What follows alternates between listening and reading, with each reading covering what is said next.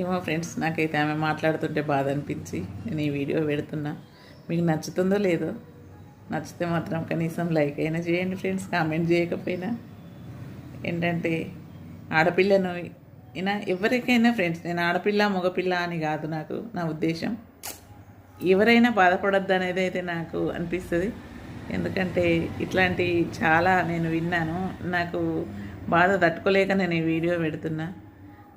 ఏమైనా తప్పుంటే మాత్రం క్షమించండి. ఎందుకంటే భార్య భర్త అన్నప్పుడు ఒకటే ఫ్రెండ్స్, భార్య భర్త పెళ్ళయిందంటే ఒక్క మాట ఉండాలి, ఇద్దరు అనుకోవాలి.